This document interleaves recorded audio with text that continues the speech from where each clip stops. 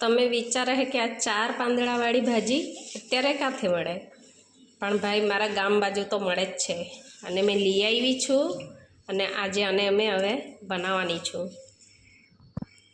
એ બી તવા પર બનાવવાની છું મેં। બધાની રીત અલગ અલગ હોય, કઢાઈમાં બી બને, તવામાં બી બને। સૌથી સ્વાદ તો છે ને આ ભાજીનો આપણે લેવો હોય ને તો એને ખાખરાના પાનમાં બનાવવાનું। ખાખરાના પાનમાં બનાવેલું બહુ મસ્ત લાગે।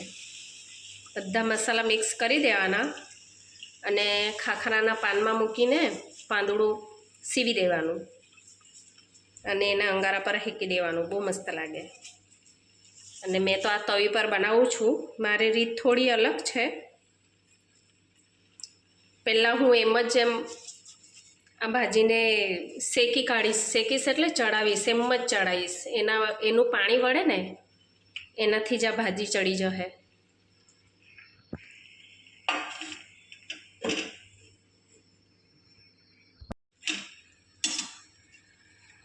આપણા ગામની વસ્તુ હોય એટલે એનો સ્વાદ જ કંઈક અલગ લાગે અને એટલી મસ્ત સુગંધ આવે છે ભાજીની।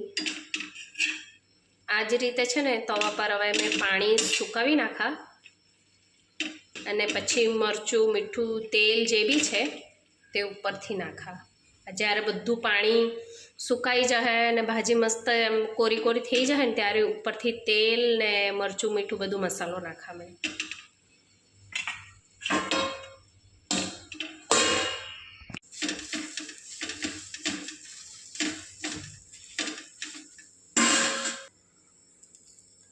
ઉપરથી જ નાખું છું તેલ।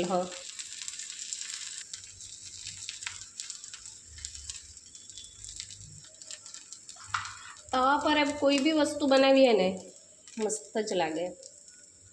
મેં તો ગવારસિંગ એવો તવા પર બનાવી કાઢું કોઈ વાર એમ।